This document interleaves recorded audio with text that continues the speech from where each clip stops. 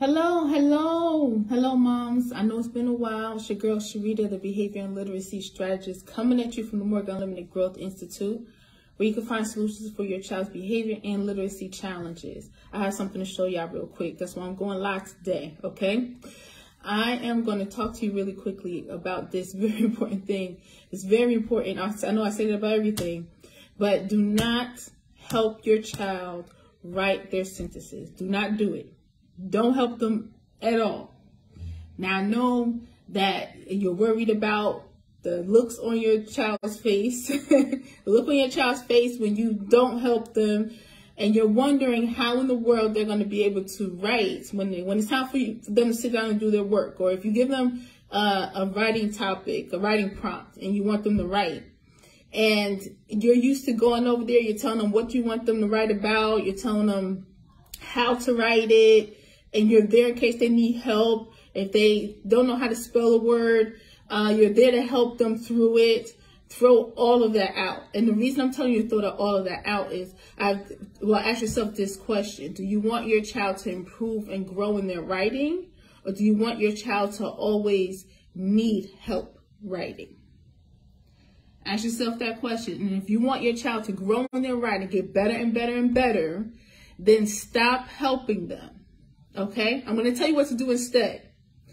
Before I tell you that, today, my students who just finished preschool and going into kindergarten, I learned how to write a paragraph. They're starting with 3 sentences. I have a time set where they have to write their 3 sentences. And then we're going to, then we edit afterwards and everything. And then they'll be writing 5 sentences because my requirement is 5 sentences for a paragraph. Okay? So therefore, one of them just turned 5. One of them is my daughter, and the other student turned 5 as well. So they're both now 5 years old, but they started with me when they was 4. That's the youngest you can be to start my program. Okay. Hello, my girl, my Leo twin, Miss Shauna said, I used to be worried at first, but not anymore. Good. I'm glad you're not worried anymore about the sentences and the writing and everything, okay? And I'm glad you said that because it's a process in the beginning to get from A to Z. In the beginning, what it looks like when our children are writing, it could be very nerve-wracking. We could be very worried about if they're going to be able to write better. We don't like the way it looks right now. But when time goes on, it progresses, right? Right, sis? So, I'm going to talk, really quickly about what to do instead. Now, it's very important when you want your child to write, you want them to write it themselves first. Okay? Let's say you want them to write a sentence or a couple of sentences. Like I did 3. I taught them each how to write sentences. And we learned to edit the sentences, right? So now we got to step it up a notch. We got to, we got to change the game. We can't be staying the same. You're just doing one sentence. Now you got the basics, you know that you have to have a capital letter beginning and a period at the end, right? You know what the sentence looks like. It's time to take it up a notch, okay? Time to change the game. So now it's 3 sentences, okay? 3 sentences. This is the time you have. I want everybody writing, no talking, okay? Caught my daughter talking. She thought I didn't know. And I clicked the unmuted. That's another thing. I'm tell you in a second.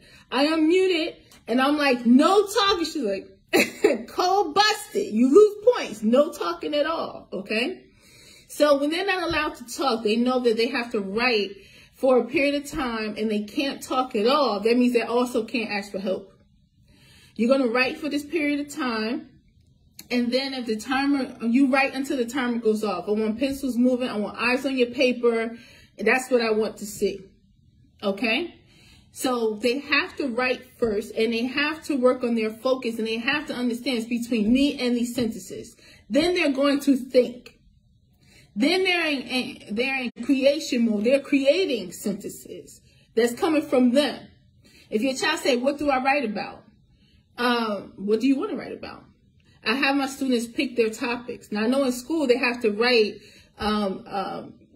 from writing prompts, and sometimes I do that as well. But a lot of what I do is I have them pick their own writing prompts. Say, what do you want to write about? What do you want to write about? Sometimes we vote. Today, they both had a writing topic that they wanted to write about. And one of them won when I did my little game to see who could pick the writing topic. All right. But it came from them. Sometimes I say, choose 3 ideas, write them down. Which one you like the best? Which one you like the least? Okay, cross that out. The one you like the best. All right. That's the one you're choosing. Go.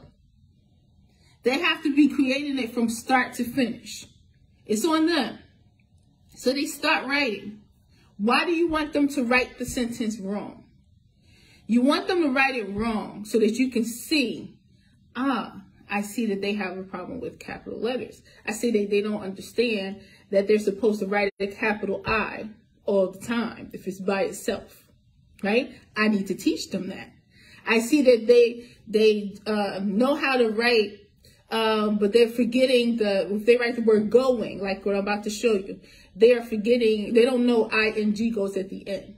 So they might write going and they might write G-O-E-G, right? I need to teach them ing, okay?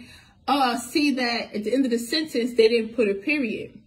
I need to teach them and really work with them on their periods. So what I do is I tell my students to write it, and then I say, how did you spell this word? How did you spell this word? How did you spell this word? Okay, next, so they finish their sentence. How did you spell it? And then I say, when they finish, I'm listening to see if my students have to say period. They have to say period at the end. If they say period at the end, okay, I know that, because I work virtually, I know that they know how to put a period at the end because they said it to me. If I told them this is what I want you to write a sentence, this is what I want you to write about, I know that this word is difficult for you. The word is excited. And you're just in preschool, so I know you can't write that word yet. So I'm going to tell you how to write that word. I'm going to spell that word for you. And then you could do the smallest side. No, my students are writing all of it. And I'm teaching them how to break up each part of the word, how to listen for the sound and write each part. And then when they tell me how they wrote it, I'm saying, all right, look, I see you got most of it right. Okay, and then we edit each part. Now, coming soon, I'm actually creating a course where I'm going to be, whatever I'm teaching my students, I'm going to be creating a course and teaching you moms so that you can teach your children at home. So that's what I'm in the process of working on, because there's a lot of strategies in here that I can't talk about right now. It's just too many. All right. All right. So what I'm going to do right now is I'm going to switch the camera onto my screen so you can see what I've been doing. All right, Miss Shauna, with my youngest babies who are in my beginners elementary group.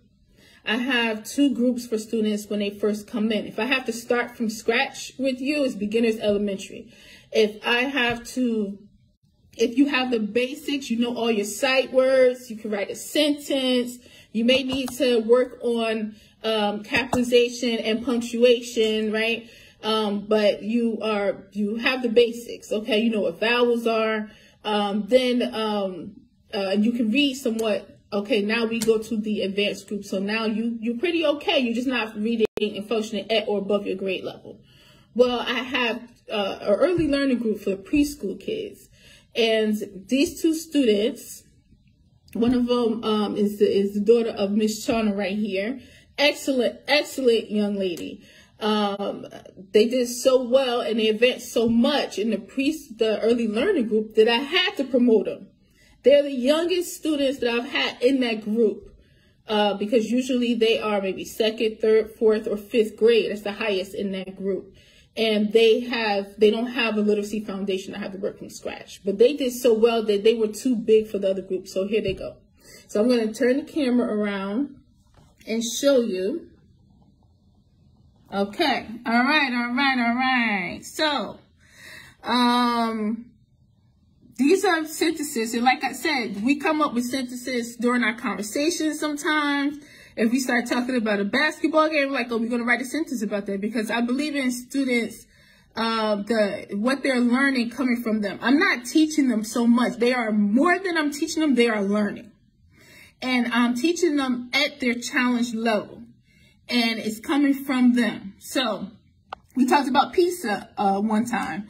And we were talking about how much we love pizza. And the phrase pizza monster came up. So we learned how to spell that. We talked about eating vegetables, how important that is. So that's a great word. Let's spell that. Okay. So this is what we do: sentence writing and editing.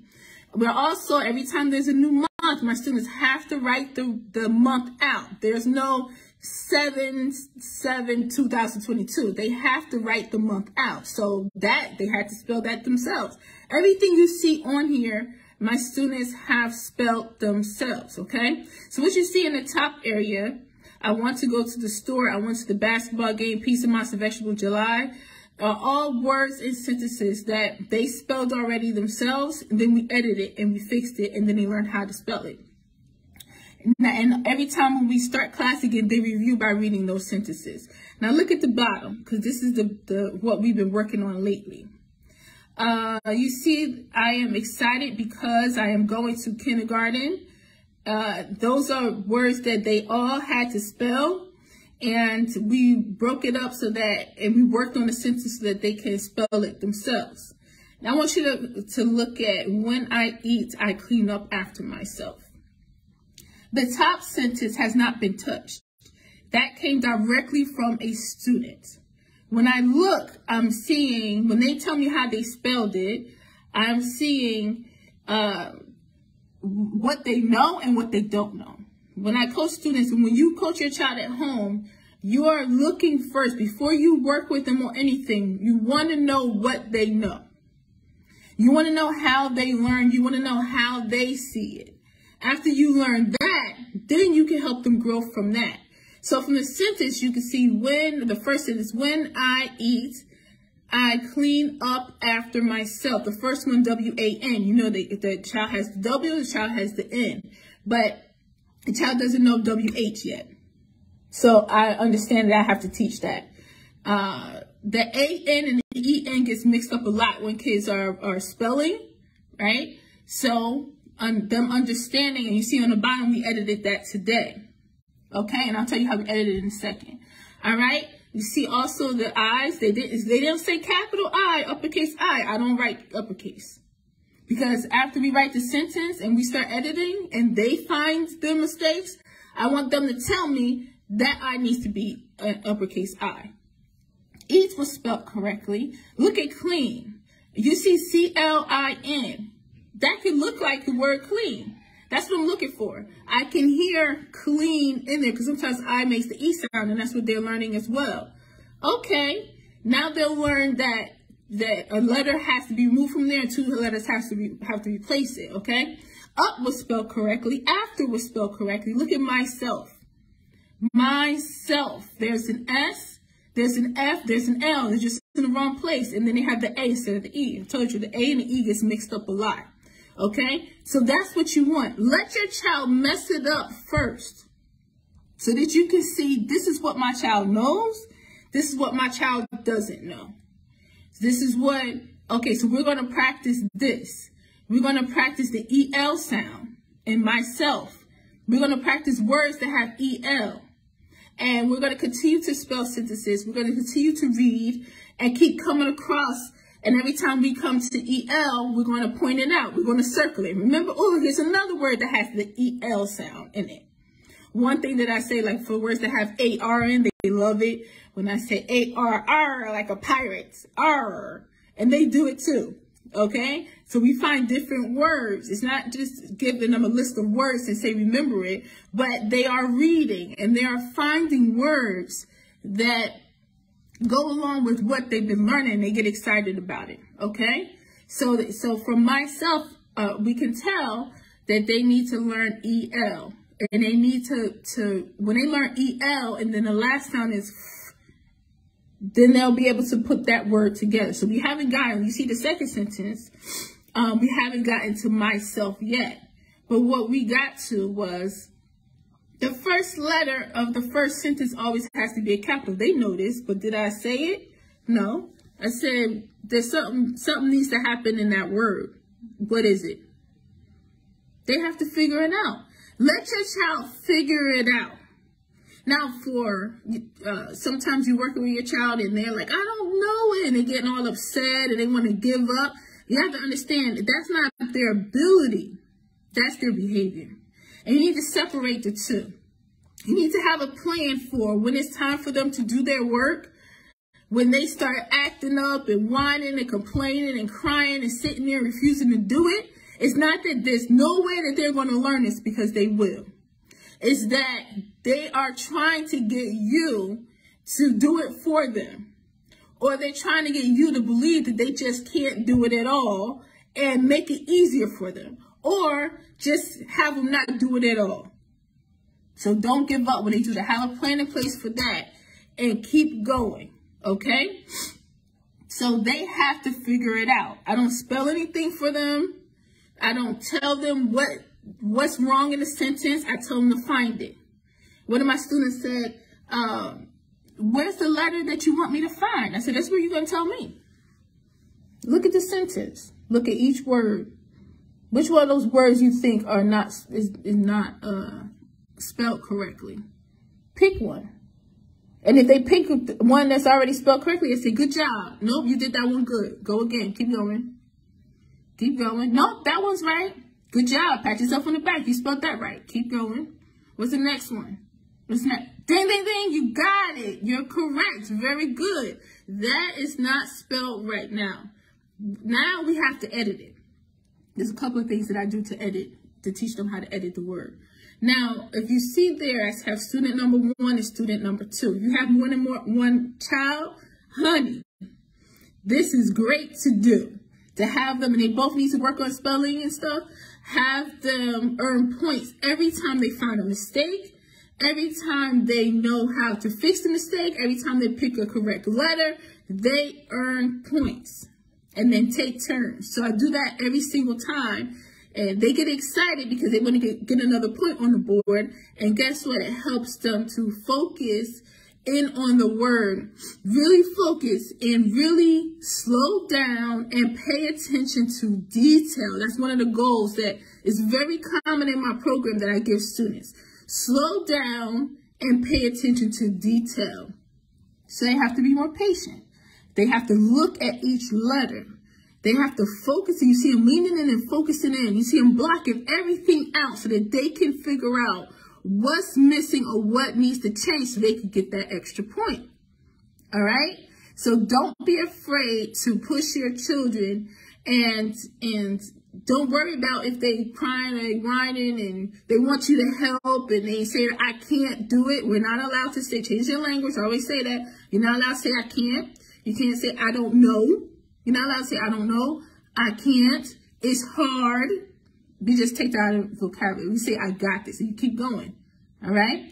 So the point of all this is, like I said before, hello, Julie. Welcome, welcome. Do not help your child write their sentences. The best thing to do is to tell them to write it. If you need to leave and come back, okay, so that they're sitting one-on-one with their work, let them sit with it so that they can look at it and be face-to-face with it. Let them write the sentence wrong. Let them do it. Let them learn how to find their own mistakes and edit themselves. They get really good at it once they keep doing it, and it's the practice of it. Don't let them give up. Don't let them go the easy route. Don't do it for them. Don't spell anything for them. Let them figure it out, and you can coach them on what exactly they need to learn so that they can spell better next time once you see how they are spelling right now. Okay? So if you're teaching your child, and this is the last thing I'm going to say, and I have another class coming in my advanced high school. I have 1 in high school and 2 going into high school. They're coming up for a two-hour class. I can do 2 hours in the summertime. They'd be tired by the time they finish with me, let me tell you. I work my students, I really do. I joke with them, I say, so what do you think? I was totally joking. I don't have even the time in my schedule to even do this. I said, what do you think about me calling everybody's mom and doing an 8-hour class? Like, if you go to school for 8 hours, what do you think about us having an 8-hour class? They was like, enough. We tired with 2 hours. That is enough, okay? So, yeah, I really do work my students. I do work them. Okay, so to sum everything up, like I was saying before, make sure that they write the sentence themselves. Make sure that you don't help them. And after you find out what they need to learn, what they're missing, make sure that you go ahead and coach them and teach them, okay? As I said before, I'm in the process of creating an online course where you can go. So if you want to be on a wait list for that, definitely let me know. I also still have spots in my summer program, okay, for, well, to teach this summer, but I'm still teaching into the fall, okay? And you can send me a direct message or go to growthinstitute.mykajabi.com. It's GROWTH institute.mykajabi.com. You see, I forgot about the last thing that I wanted to say, so I'm going to put it in the comment section when I remember, okay? Or the description, all right? But you got this, y'all. Assess first. You can definitely improve your child's literacy from home. As long as you know the process, you can get past the resistance, the behavior, them not wanting to do it, them trying to fight you. That's why we do both here. We improve our children's behavior and literacy right from home. Right here, tomorrow, we're going to finish these sentences. Okay, editing this last sentence. When I eat, I clean up after myself. When I eat, I clean up after myself. And they wrote 3 sentences today that we're going to edit next week. So these 5-year-olds are well on their way to learning how to write a paragraph before they even enter kindergarten.